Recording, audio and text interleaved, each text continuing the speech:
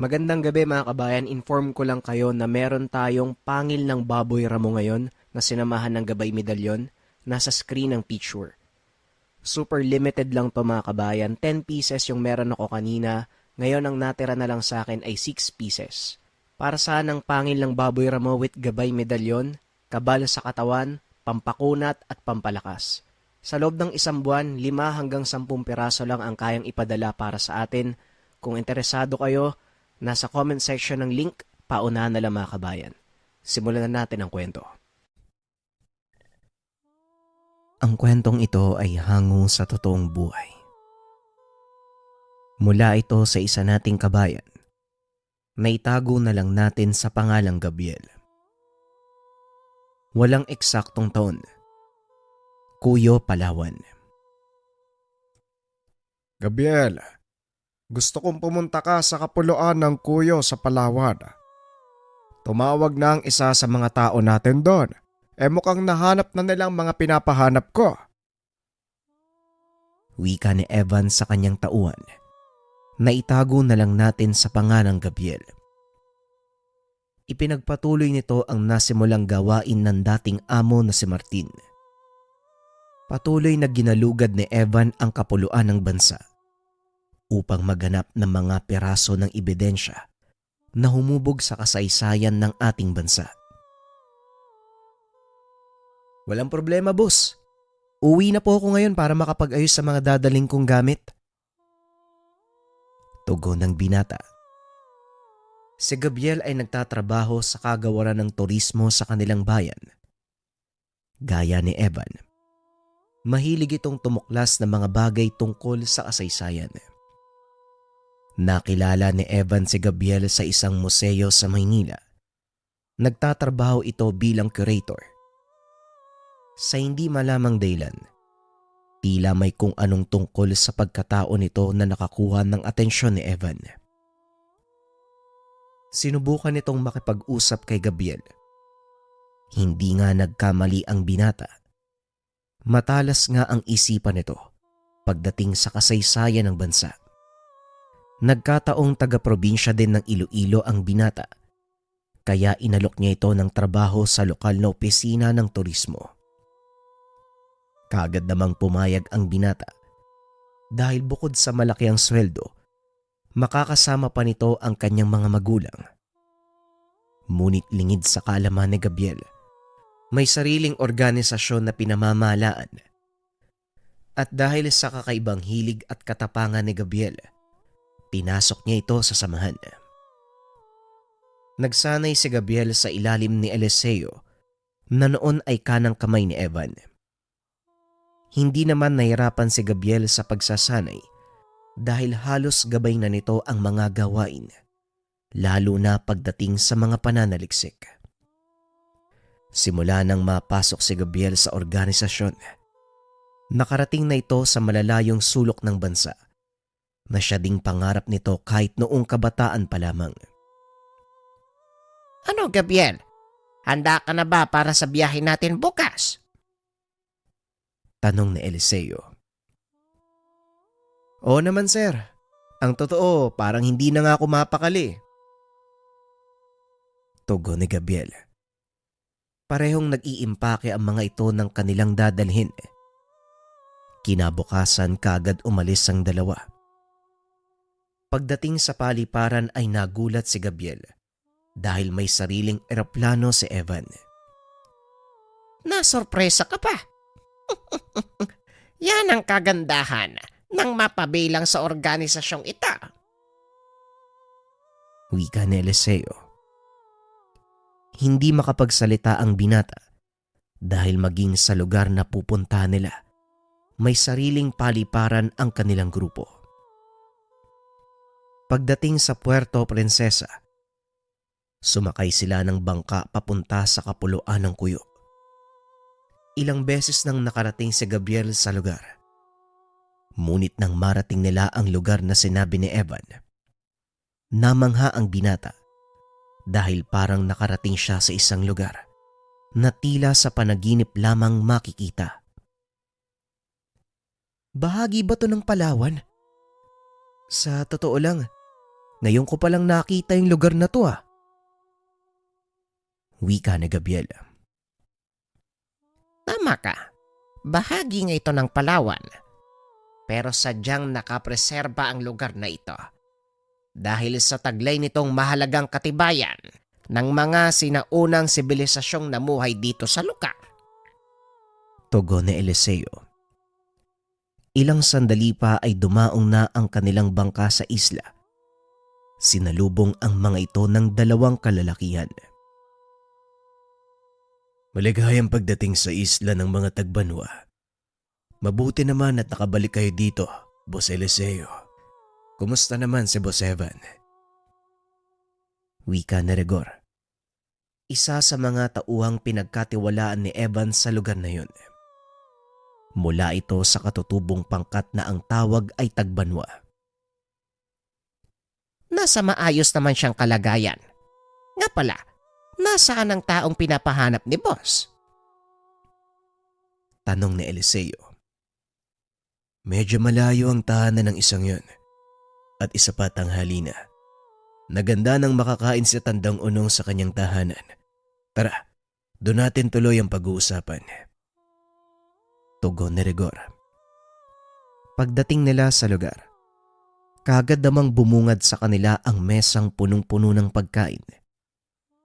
Karamihan sa mga ito ay lamang dagat. Biglang nakaramdam ng gutom si Gabriel, kaya inaya nito si Eliseo. Tara boss, ang sarap ng pagkain oh. Wika ni Gabriel. Akmang lalakad na sana ito nang bigla siyang pigilan ni Eliseo. Sandali lang, Gabriel. Pambihira, ganyan ka ba? Kapag nagugutom nakakalimutan mo ng mga pinag-aralan mo. Nakakalimutan mo yatang nandito tayo sa lugar ng mga Tagbanwa. Tugon ni Eliseo. Pasensya na boss ha. Oo nga pala. Wika ni Gabriel habang nagkakamot ng ulo. Maya-maya ay lumabas ang isang matanda mula sa maliit na kubo. Kasunod nito ang dalawang kalalakihang may bitbit na malaking tapayan at meron pang kasamang maliliit na buho. Inabutan sila ng mga ito ng tigi-isang buho na siyang ipinagtataka ni Gabriel. Hindi nito alam kung ano ang nangyayari. Wala siyang nauunawaan sa salitang ginagamit ng mga katutubo. Nang mga sandaling iyon, nagsasalita ang matanda na tila nagpapasalamat sa pagdating ng kanilang mga panauhin. Boss, ano pong sabi ng matanda? Hindi ko maintindihan Tanong ni Gabriel. Nag-aalay ng pasasalamat si Tandang Unong. Kasalukuyang pinuno ng tribong ito. At ang hawak mong buho, yan ang gagamitin mo para uminom ng alak na gawa sa bigas. Isa ito sa pinakalumang tradisyon ng kanilang tribo bilang pagsalubong sa atin. Pagpapaliwanag ni Eliseo. Narinig ko na nga yung mga ganitong uri ng ritual. Nakalimutan ko lang yung tawag Pagadi... Ano nga ba yun? Pagadi... Tanong ni Gabriel. Pagdiwata. Kahit papano pala may naaalala ka. Halika na, magsisimula ng ritual. Tugon ni Eliseo. Dali-daling lumapit ang binata at nakiramdam sa mga taong naroon. Dahil dayo sila, kailangan niyang makiangkop sa kultura ng mga taong nakapaligid sa kanila. Binuksan ng matanda ang mga tapayan. Sinimulan nito ang pag-inom ng alak gamit ang maliit na buho ng kawayan. Kakaibang sarap ng alak na yun, boss Ngayon lang ako nakatikim ng ganong uri ng alak. Wika ni Gabriel habang dumadampot ng pagkain. Ngunit lingid sa kaalaman nito na napakatapang ng alak. Saktong natapos na sila ng tanghalian, biglang nakaramdam ng matinding antok ang binata. Hinayaan lang ito ni Eliseo dahil alam niyang naninibago si Gabriel sa paligid. idagdag mo pa ang pagod sa biyahe. Tuluyang nakatulog si Gabriel. Gabi na nang magising at paglabas sa kubo, nakita nitong nagkakasayahan ang mga katutubo. Ay mabuti naman at gising ka na. Hindi na kami tumuloy ni Rigor. Biglang lumakas yung ulan sa pupuntahan natin eh. Kaya nagpasya kami na ipagpabukas na lang ang pag-akyat. Ay sa ngayon, bakit hindi ka sumali sa kasiyahan? Wika ni Eliseo. Lumapit si Gabriel sa mga tao. Pinagmasdan ang mga ito. Nakita ng binata ang mayamang kultura ng katutubong pangkat.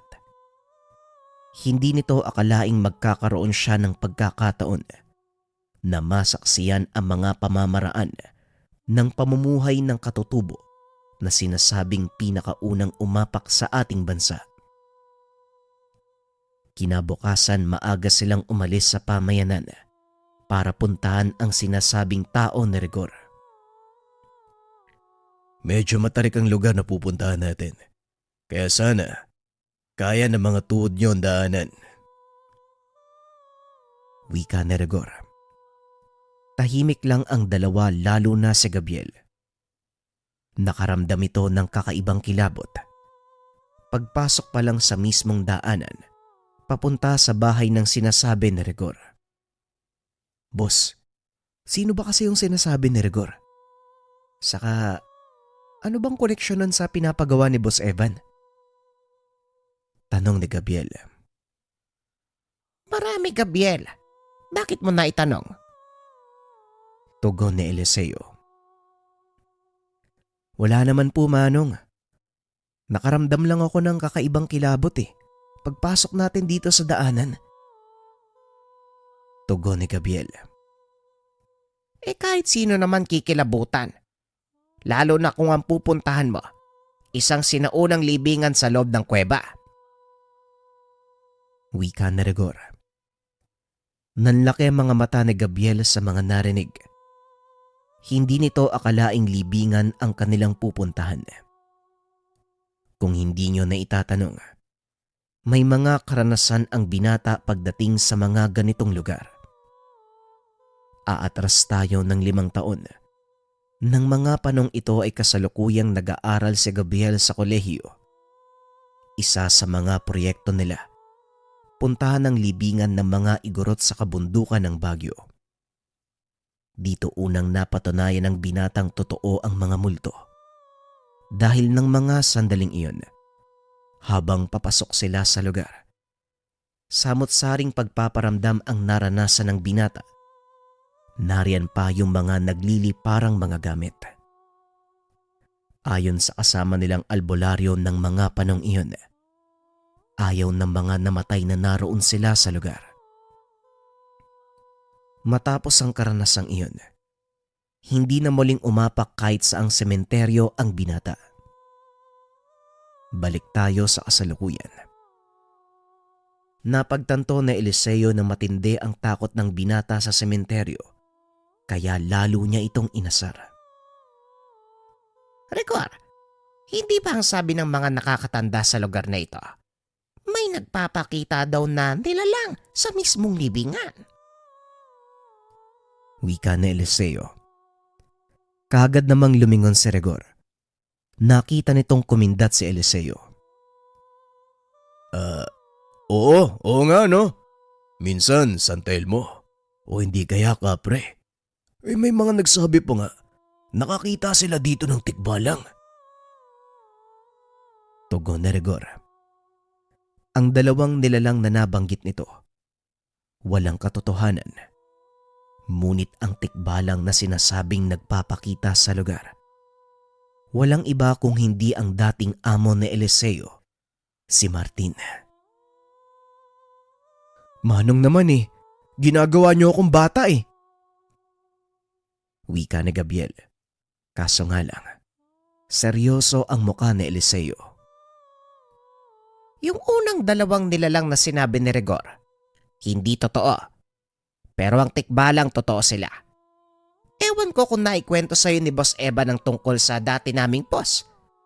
Ang sabi ni Evan, mula daw yon sa lahi ng Maricodo. maharlikang tikbalang. Tugon ni Eliseo. Naalala ni Gabriel ang kwento ng kanyang amo. Unti-unti nitong napagtanto na hindi nga nagsisinungaling si Evan tungkol sa pinagmulan ng taong bumuo ng kanilang organisasyon. Ilang sandali pa ay narating na nila ang yungib ng Tabon, kung saan sinasabing nakahimlay ang mga sinaunang Pilipino na nagtatag ng pamahalaan ng Kuyo at ng buong puwersa ng Palawan. Tara boss, inaantay na kayo ni Franco. Wika ni Rigor. Naglakad ang mga ito paibaba ng burol. Nadaanan nila ang sikat na yungib. Kung titignan ay pangkaraniwang yungib lang ito. Ngunit ayon kay Rigor, nasa pinakaloob ang libingan ng mga sinaunang maharlika ng lugar, kabilang ang labi ni Datu Magbanwa. Ilang minuto pa ng paglalakad, narating nila ang bahay ni Ka Franco. Ito ang mga tagapangalaga ng yungib, sinasabing mula sa direktang linya ng Datu. Maligayang pagdating sa aking munting tahanan. Salamat sa pagsama sa kanila, Rigor. Maaari mo na kaming iwan. Wika ni Mang Franco. Walang anuman, Mang Franco. Magkita na lang tayo matapos ang 3 araw, Boss Eliseo. Mauna na ako. Tugon ni Rigor. Pagkaalis nito, hindi na nagsayang pa ng oras si Ka Franco. Kaagad itong nag-usisa sa dalawa. Kayong dalawa naman, anong maitutulong ko sa inyo? Pasensya na kung magtatanong ako dahil wala namang nabanggit sa akin si Rigor tungkol sa pakay niyo. Wika ni Ka Franco. Nandito po kami para sa isang mahalagang misyon. Mula kami sa isang organisasyon na binuo ni Martin. Maraming taon na ang nakakaraan. Siguro naman, pamilyar sa inyo ang taong yon. Tugon ni Eliseo. Naaalala ko si Martin. Ilang beses na siya nagpunta sa lugar na to para sa iisang bagay. Ang kampila ni Datu Magbanwa. Huwag niyo sabihin yun din ang pakay niyo. Nagkatinginan ang dalawa at sabay na tumango. Handa po kaming magbayad ng malaking halaga. Makuha lamang ang kampilan. Napaka-importante ng impormasyong nilalaman ng bagay na yon para sa aming amo. Wika ni Eliseo. Hindi lang naman kayo ang unang pumunta dito para hilingin ang kampila ni Datu Magbanwa. May ilan pang ang sapilitan itong kinuha. Hindi naman kayo pagbabawalan Pero isang babala lang. Sa oras na hawakan ng isang taong may masamang intensyon ng sandatang yan, higupin ito ang kanyang kaluluwa at maaaring hindi na muli pang makabalik. Tugon ni Ka Franco. Kagad nitong kinuha ang kampilan at inabot kay Gabriel. Kukunin na sana ni Eliseo. Bigla itong iniwas ng matanda sa kanya. Bakit niyo po sa akin inaabot? Tanong ni Gabriel. Nagtaka ito sa kinikilos ng matanda. Kunin mo na, Gabriel. May malalim na dahilan si Ka Franco kung bakit niya sa'yo binibigay ang kampilan. Wika ni Eliseo. Dahan-dahan itong kinuha ni Gabriel. Laking gulat ng binata nang mawakan nito ang sandata. Biglang dumaan sa kanyang isipan ang isang pangitain. Nakita nito ang isang matipunong lalaking lulan ng malaking bangka. Puno ng tattoo ang katawan. Nabitawan ni Gabriel ang kampilan, kaya kagad din itong nawala. Kitang-kita ni Eliseo ang biglang pamumutla ng binata, kaya kagad niya itong inusisa. Anong nangyayari sa'yo? Bakit parang nakakita ka ng aswang? Tanong ni Eliseo. Wala naman, boss. May bigla ko naalala Pasensya na po, Ka Franco. Nabitawan ko ang kampilan. Nadumihan tuloy. Tugon ni Gabriel. Walang problema, iho. Sandali lang at kukuha ako ng maiinom. Tamang-tama, kakatapos ko lang magsala ng kape. Wika ni Kapranko. Naiwan ang dalawa sa labas ng tahanan. Kinuha ni Gabriel ang pagkakataong iyon para sabihin kay Eliseo ang nakita. Boss, nung hawakan ko yung kampilan, bigla ko nakakita ng pangitain eh.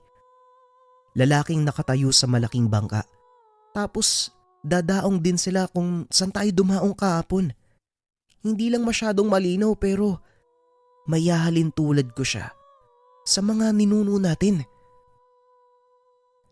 Pagpapaliwanag ng binata. Napangiti naman si Eliseo. Lingid sa kalaman ng binata, nasabi na ni Evan ang kakaibang katangian ni Gabriel.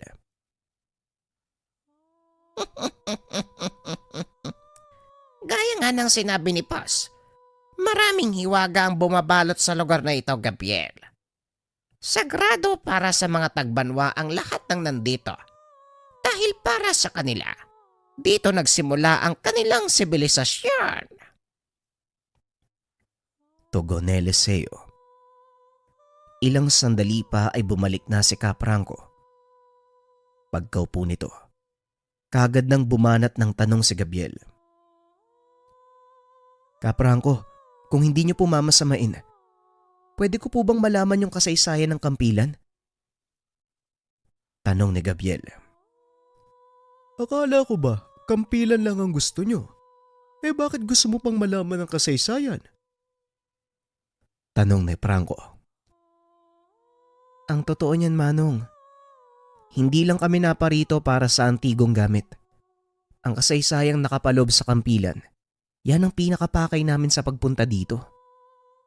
Aanuin ng amo ko ang antigong gamit kung hindi niya alam ang kasaysayan. Wika ni Gabriel. Tumangulang si Franco bilang pagsang-ayon sa sinabi ng binata. Humanga din si Eliseo sa naging asal ni Gabriel. Tama ka, iho. Anong gagawin mo sa isang bagay kung hindi mo alam ang totoong kabuluhan nito? Bueno, hayaan niyong dalhin ko kayo sa isang lugar kung saan nagsimula ang lahat. Pero ubusin niyo muna ang kape. Wika ni Kapranko. Pagkatapos silang magkape, kagad na silang umalis.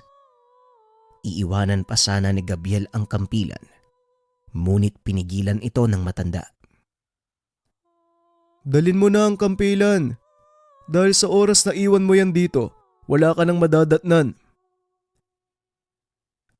Bagaman nagtataka, sinunod ng binata ang bilin ni Kapranko. Bitbit nito ang kampilan papunta sa sinasabing lugar ng matanda.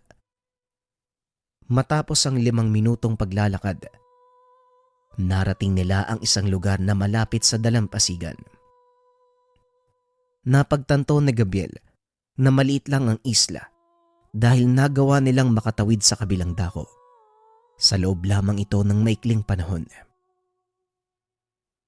Ano po ba yung lugar na to? At saka bakit nyo kami dinala dito? Wika ni Gabriel. Gusto niyong malaman ang kasaysayan ng kampilang yan, di ba? Hayaan niyong ang lugar na ito ang magkwento. Wika ni Kapranko. Gumawa ng siga si Kapranko at pinaupo ang dalawa. Habang naglalagay ng mga panggatong, nagsimulang magkwento ang matanda. Sa hindi malamang dahilan, pakiramdam ni Gabriel ay unti-unti siyang dinadala sa mismong panahon kung kailan naganap ang kwento. Ang mga susunod na pangyayari ay batay sa kwento ni Mang Franco. Daang taon na ang nakakalipas. Ito ang mga panahong kakarating pa lamang ng pangkat ng datu sa kapuluan ng Pilipinas. 10 ang kabuang bilang ng mga ito. May kanya-kanyang sakop. Naglayag ang mga ito mula sa kapuluan ng Borneo upang maghanap ng panibagong lupaing matitirhan. Ang kapuluan ng ating bansa ang una nilang narating. Mabuti naman at nakadaong tayo ng ligtas. Masaya ako at nagawa nating matapos ang ilang araw ng paglalakbay. Ngayon magpahinga kayong lahat. Bukas ay pag-uusapan natin kung anong susunod na plano.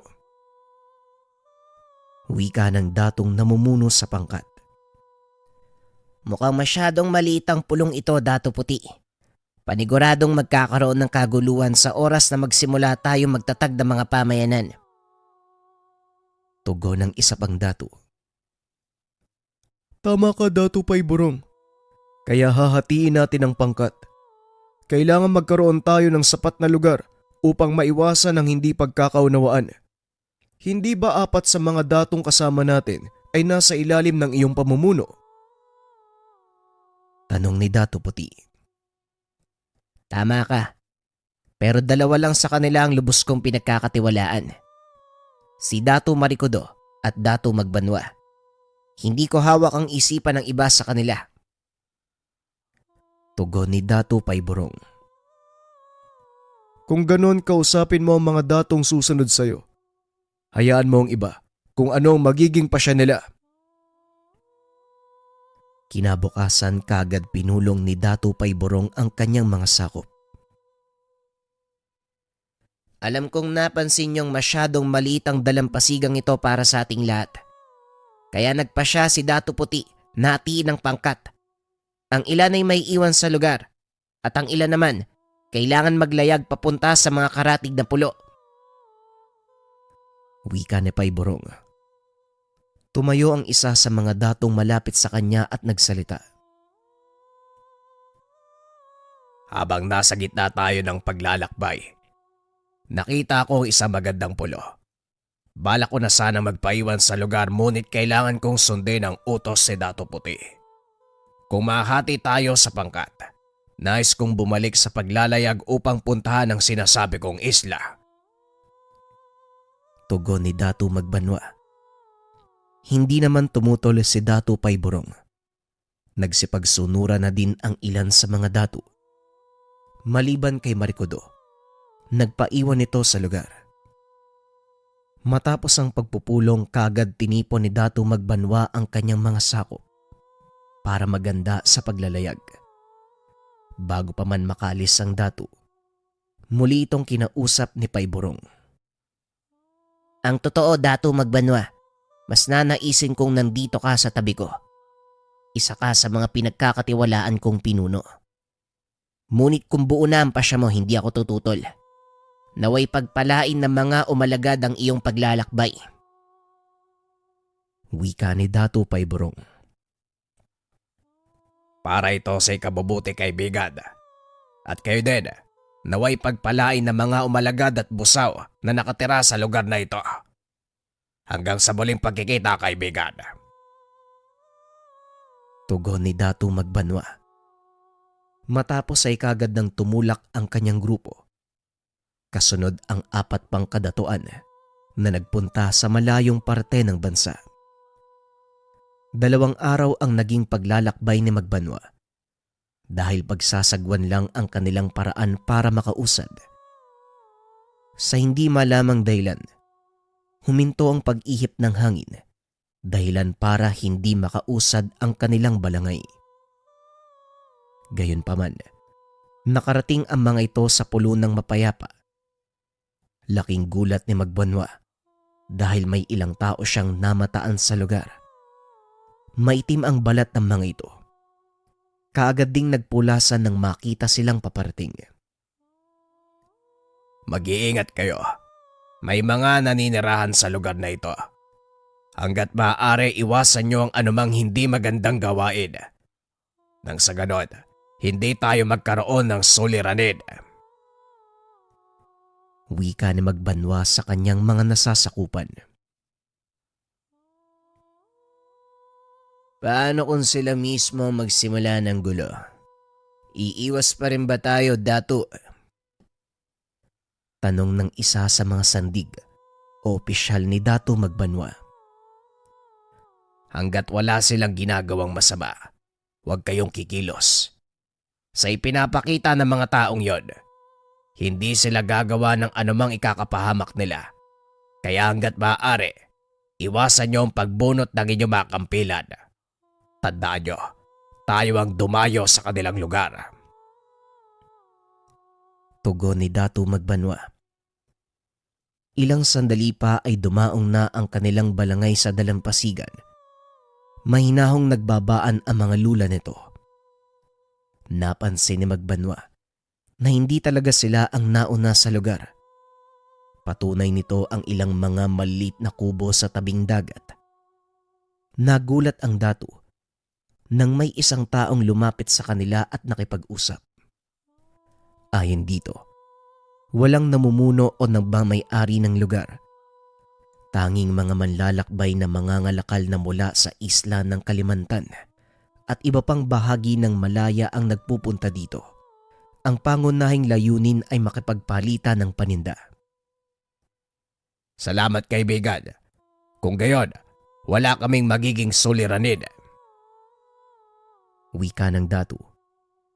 Akmang magbibigay na ito ng utos sa mga sakop nang muling magsalita ang lalaki. Ang totoo, Datu, kami ang dapat magpasalamat sa pagdating mo.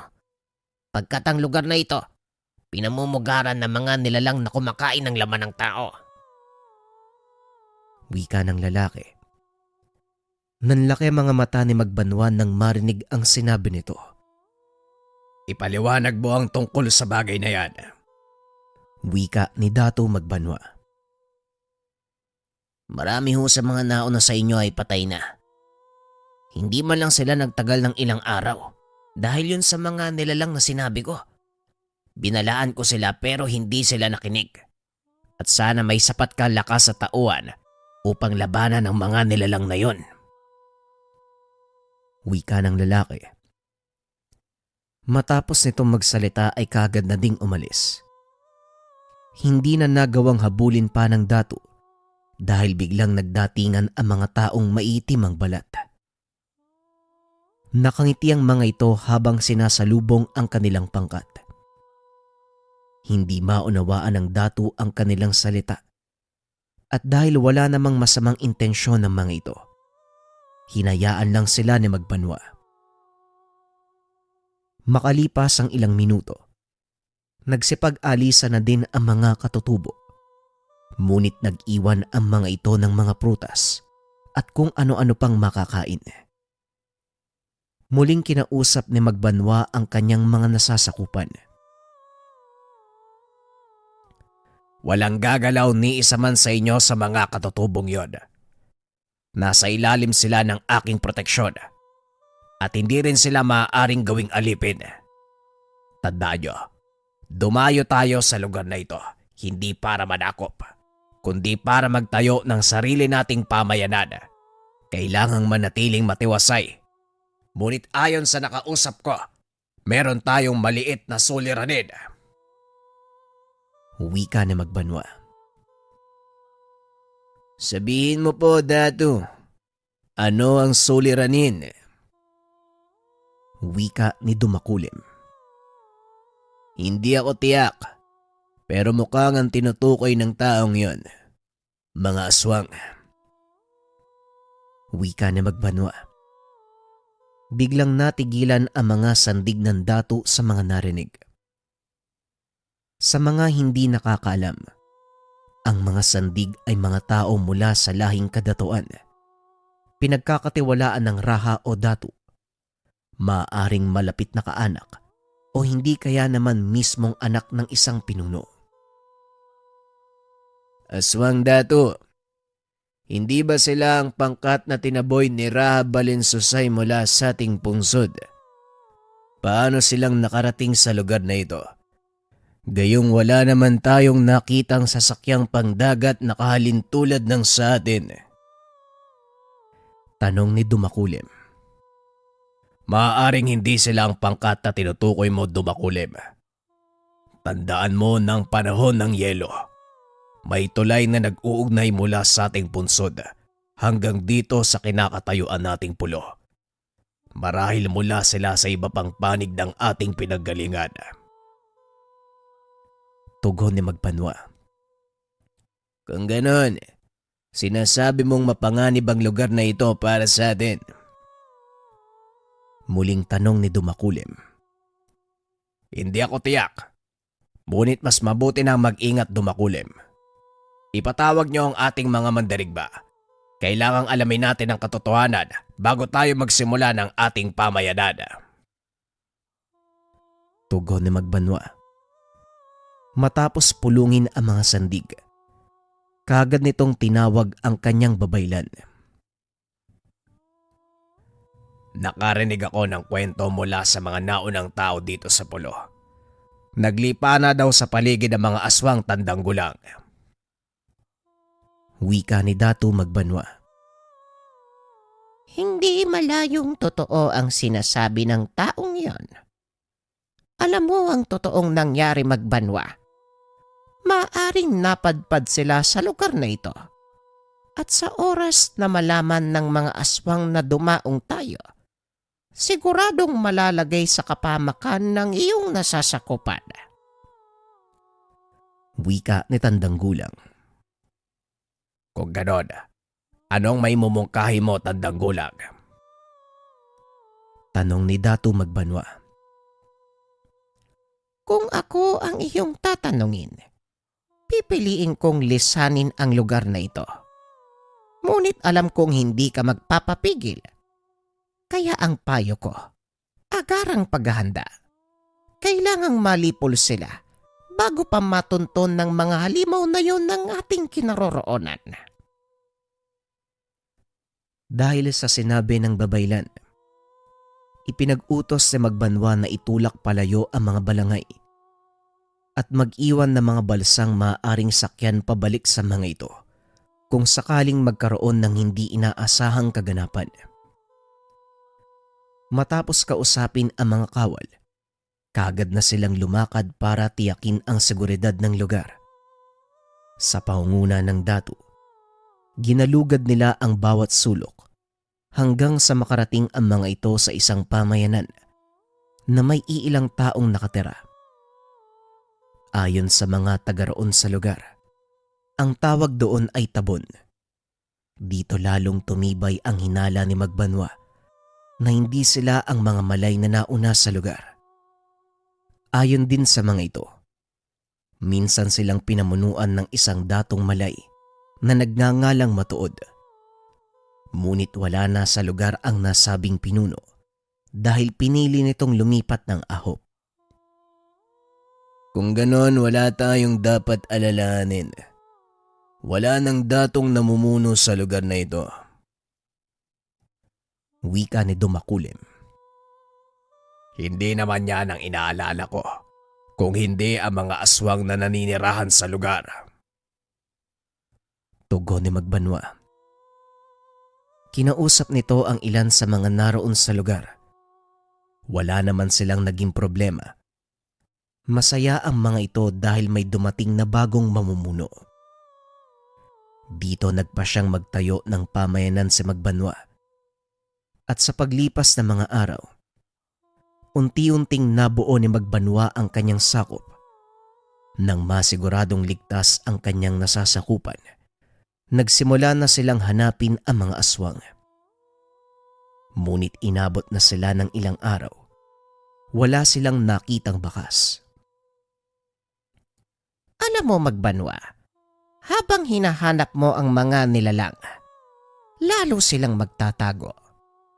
Hayaan mong sila mismo ang lumapit sa'yo. Wika ni Tandang Gulang. Sinunod ito ng Datu. Hindi nga nagkamali ang matanda. Isang gabi kakarating lang ng kanilang mga mangangaso. Kasalukuyang hinahanda ang mga nahuli para ipamahagi sa mga tao. Nang biglang makarinig ang Datu ng sigaw mula sa malayo. Ano ang kaguluhang yon, Dumakulim? Magsama ka ng mga tao. Tignan niyo kung anong nangyayari sa bukada. Utos si Magbanwa. Kagad namang lumakad si Dumakulim kasama ang ilang mandirigma. Ngunit ilang minuto lang ang nakalipas. Bumalik itong mag-isa. Maraming dugo ang katawan. Hawak nito ang kampilang naliligo din sa dugo. May sumalakay sa ating bantay sa bukana, Dato. Hindi namin sila magawang pigilan. Masyadong malalakas sa mga taong yon. Wika ni Dumakulim. Hindi tawang nakasagupa nyo kung hindi mga aswang. Alipin! Kunin ang aking kampilan at kalasag. Wika ni Datu Magbanwa. Dali-dali itong umalis para tumulong sa pakikipagsagupaan. Pagdating sa lugar, nakita nitong nakahandusay sa lupa ang ilan sa kanyang mga kawal, habang ang ilan naman ay nagtitipon-tipon para protektahan ang kanilang mga sarili. Habang papalapit ang Datu, napansin itong napakatahimik ng lugar. Kagad nitong binunot ang kanyang kampilan. Nakarinig ng malalakas sa pag-angil mula sa kakawyan. Kung hindi nyo na itatanong, ang kampilang hawak ni Datu Magbanwa ay ang mismong sandata ng kapatid ni Raba Lensosay na si Demus. Maririnig ang kwento sa channel ni Pinuno. Ayon sa alamat, ang kampilang iyon ay ginawa mismo ni Mapulon, isang diwatang panday, binasbasan sa apoy ni Apo Adlaw. May kakayahan itong pumatay ng mga nilalang mula sa kadiliman, gaya ng mga aswang at iba pang elemento. Nang mailabas na mula sa sisidlan ang kampilan, biglang nagkulasan ang mga nilalang. Sa pagkakataong iyon, sila naman ang tinugis ng pangkat ni Magbanwa. Dahil napakabilis kumilos ng mga nilalang, wala ni isa sa kanila ang naabutan ng Datu. Kaya naman nagpasya ang mga ito na bumalik sa kanilang pamayanan. Hindi na sila mangangahas na salakayin tayo. Ngayong alam na nila kung sino ang kanilang makakabangga. Wika na Magbanwa. Matapos ang pangyayaring pumatay sa maraming sakop ng Datu, pinili nitong magsagawa ng pagpapalitan ng bantay sa paligid. Maging ang Datu ay humalili sa kanyang mga kawal. Naging mapayapa naman ang mga sumunod na araw. Ngunit lingid sa kaalaman ng Datu na ang pag-atras ng mga kalaban ay siyang magiging dahilan ng mas malaki pang kaguluhan. Nang mga sandaling ito ay nagsasagawa ng isang ritual ang kanilang babaylan upang pasinayaan ang bagong tayong tahanan, nang biglang makarinig ng malakas sa sigawan at kalabog ang mga tao. Dali-daling tumayo si Magbanwa. Kinuha ang kanyang kampilan. Tumayo ito sa kalagitnaan ng kanyang bakuran, kung nasaan ang altar na ginawa ng babaylan.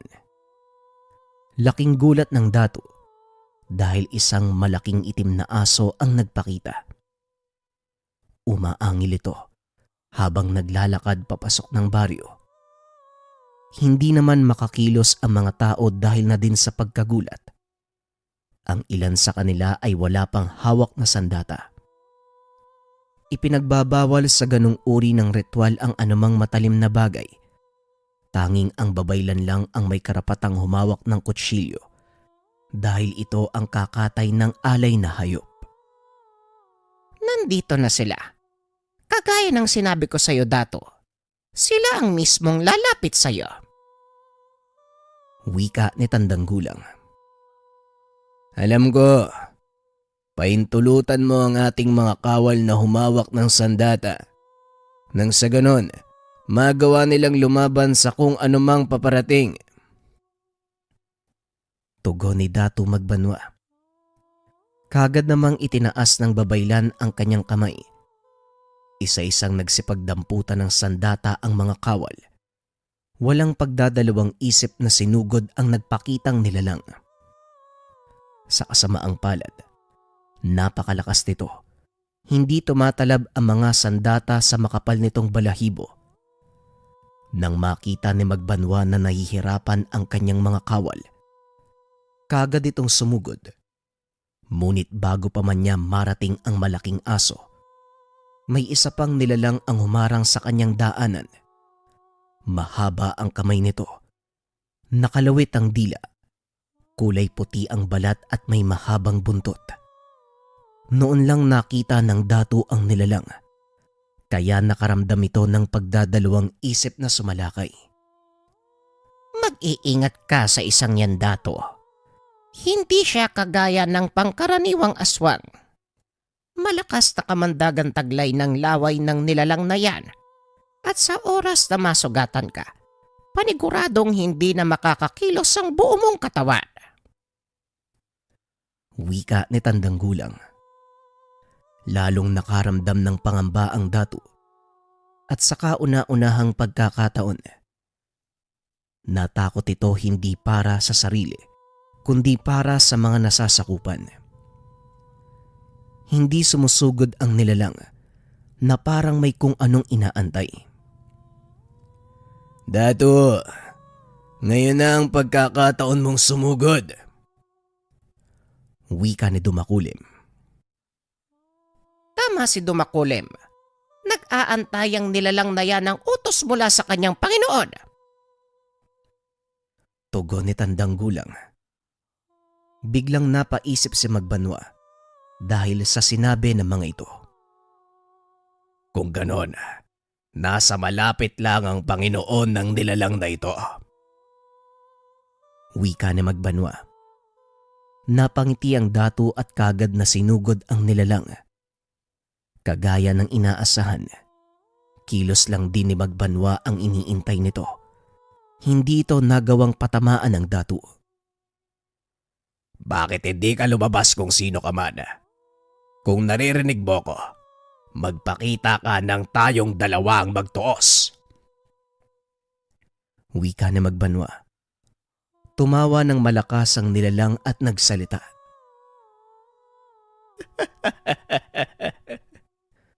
Hindi mo nga magawang talunin ang alaga ko. Makikipagtuos ka pa sa akin. Kalokohan ang sinasabi mo, dato. Biglang nakaramdam ng matinding inis ang dato. Pakiramdam nito, tila inapakan ng nilalang ang kanyang pagiging dato. Walang yaka. Sino ka sa palagay mo para hamakin ako? Hinawakan ng dato ang kampilan ng dalawang kamay. Walang pagdadalawang isip na sumugod. Iwinasiwas nito ang sandata. Tinamaan sa kamay ang nilalang, dahilan para maputol ito. Umatungal ang nilalang. Akmang tatakbo ngunit hindi na ito nakaalis sa kanyang kinakatayuan.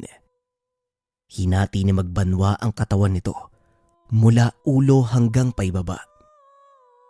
Ngayon sino ang hinamak mo? Magpakita ka o ako ang tutugi sa'yo. Wika ni Dato Magbanwa. Hindi ngayon. Darating ang tamang pagkakataon na magkakaharap tayo. Nais ko lang makita ang makakalaban ko. Tugon ng kalaban. Kagad nawala ang presensya nito. Wala na siya, dato. Mukhang tumakas na ang kalaban mo. Wika ni Tandang Gulang. Humanda siya sa susunod na pagkikita namin. Hindi na siya makakaligtas. Tugon ng dato. Laking pasasalamat nito dahil walang nasugatan sa kanyang mga sakop. Kagad itong nagpatawag ng pagpupulong upang ipaalam sa lahat ang nangyari. Nagpadala ito ng mensahe sa mga kapwa dato na pag-alaman na hindi lang siya ang nakakaranas ng ganong suliranin. Ayon sa mensahero ni Dato Payburong, nakasagupa din ni Dato Marikudo ang isang gabunang aswang na si Dato Bangaraw. Kung ganon, wala akong ibang aasahang sa labang ito. Masyado nang malayo sina Kaliko-Lapu para hingian pa ng tulog. Wika na Magbanwa. Nang mga sandaling ito, kinausap niya ang babaylan. Bilang pinuno, kailangan mong humarap sa mga pagsubok na mag-isa. Ikaw ang tanging aasahan ng iyong mga nasasakupan. Wika ni Tandang Gulang. Siguro nga tama ka, Tandang Gulang. Sabihin mo sa akin kung ano ang maaari kong gawin. Napangiti ang babaylan sa sinabi nito. Ang dakilang dato. Ramdam kong may kakaiba sa paghingi mo ng tulong. Parang ikay nababagabag. Wika ni Tandang Gulang. Aminin ko, Tandang Gulang. Nakaramdam ako ng takot nung unang makaharap ang nilalang. Hindi ko alam kung ano ang gagawin. Ibang-iba ang pakiramdam na yon noong sumama ako sa raha para mangayaw. Wika ni Magbanwa. Ang pangangayaw ay isang uri ng tradisyon ng mga kadatuan upang palawakin ang kanilang sakop. Sa madaling sabi, ang kahulugan nito ay pananakop. Ang mga kagaya ng nakalaban mo ay tik-tik. Yun ay tawag sa kanila. Alaga lang sila ng mas malakas pang aswang. Hindi kikilos ang mga ito nang walang utos sa kanilang Panginoon. Hindi nag-iisa ang tik-tik na yon, kaya maganda ka. Sa oras na makabawi ang kalaban, paniguradong sasalakay na naman sila. Muling wika ni Tandang Gulang. Matapos ay kinuha nito ang kampilan ni Datu Magbanwa. Ano ang gagawin niyo sa aking sandata, Tandang Gulag? Tanong ni Magbanwa. Huwag ka na lang magtanong. Para ito sa ikabubuti mo. Tugon ni Tandang Gulang. Kagad na itong umalis. Hindi na tumutol pa ang Datu. Pagsapit ng hapon ay kagad itong ibinalik sa kanya ng babaylan. Ito na ang kampilan mo, Dato. Sa pagkakataong ito, hindi ka na mangangamba pa. Wika ni Tandang Gulang. Hindi na nagawang magtanong ng Datu. Dali-dali itong umalis. Pagsapit ng gabi, naghanda ang mga kawal sa pagsalakay ng mga kalaban. Napansin ni Magbanwa na kabilugan ng buwan ng mga sandaling iyon. Malakas ang kutob ko na ngayong gabi sasalakay ang mga nilalang. Kaya magsipaganda kayo. Wika ni Datu Magbanwa. Binubuo ng mauhusay na mandirigma ang pangkat ni Datu Magbanwa. Kinakatakutan sila kahit pa ng mismong mga kawal ni Rahabalin Susay dahil na din sa kakaibang katapangan ng mga ito. Idagdag mo pa ang isinumpang sandatang hawak ng kanilang pinuno. Matyagang nag-abang ang Datu hanggang sa sumapit ang hating gabi. Unti-unting narinig ng mga kawal ang pag-alulong ng mga aso. Palakas ito ng palakas hanggang sa ramdam na nila ang presensya ng mga nilalang. Mula nga sa kadiliman, isa-isang naglabasan ang mga figura ng nilalang. Nanlaki ang mga mata ni Datu Magbanwa dahil napakadami ng mga kalaban. Hindi nila lubos akalain na ganun kalaki ang bilang ng mga aswang sa lugar. Sa wakas, muli tayong nagkita. Ngunit sa pagkakataong ito, tutuparin ko ang aking pangako nung nakaraang pagharap natin. Pinagbigyan lang kita eh. Pero ngayon, sisiguraduhin kong hindi ka na mabubuhay. Wika ng boses. Tumambad sa harapan ni Datu Magbanwa ang isang matipunong lalaki. May mga tattoo sa kanyang katawan. Napagtanto nito na mula sa angkan ng kadatuan ng kalaban. Sinayang mo ang iyong katayuan. Bakit mo piniling magpasupil sa kadiliman? Tanong ni Magbanwa. Walang halaga sa akin ang katungkulan dahil sa huli. Kahit gaano pa kalawak na lupain ang masakop ko, mamamatay pa din ako at hindi mapapakinabangan ang lahat ng yon. Bakit ko ginustong magpasakop sa kadiliman? Simple lang ang sagot dyan, Datu. Gusto ko ng buhay na walang hanggan. Tugon ni Abweg. Pagkatapos magsalita ng nilalang, isa-isang nagsipagsugod ang kanyang mga alagad. Laking gulat ni Magbanwa dahil puro tik-tik ang mga ito. Bago tayo magtos, bilang respeto, maaari ko bang malaman ang pangalan mo, Dato? Tanong ni Magbanwa. Tumawa ng malakas ang lalaki. Hindi ako isang dato. Ako si Abweg, ang itim na babaylan. Tugon ng lalaki. Taliwas sa inakala nilang isang balangay ng mga aswang ang kalaban. Nag-iisa lang si Abweg. Marami lang itong alagang nilalang kagaya ng tiktik at aswang gubat. Hindi nakapagtataka na may alaga siyang mga tiktik. Mag-iingat ka, Dato. Lalong naging mapanganib ang kalaban mo. Wika ni Tandang Gulang. Kagad itong napansin ni Abweg. Tignan mo nga naman. Hindi ko akalaing buhay ka pa, Tandang Gulang. Wika ni Abweg. Napalingon ng dato sa babaylan. Magsasalita pa sana ito ngunit sumugod na ang kalaban. Sa susunod ko na ipapaliwanag sa'yo. Ngayon itaas mo ang iyong kampilan. Hayaan mo itong masinaga ng liwanag mula sa buwan. At sana, gumana ang ritual na ginawa ko. Muling wika ng babaylan. Sa hindi malamang dahilan, biglang nagsigawan ang mga tiktik. Hindi inaasahan ni Magbanwa ang susunod na mangyayari. Biglang nagliwanag ang kampilan na halos katumbas ng liwanag mula sa sikat ng araw. Ang basbas ni Apo Adlaw. Paanong napunta sa iyo ang sandatang yan? Tanong ni Abweg. Hindi mo na kailangan malaman pa.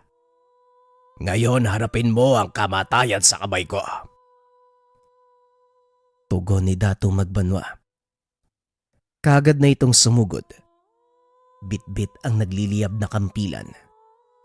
Bawat mapalapit sa talim nito, kagad na natutupok.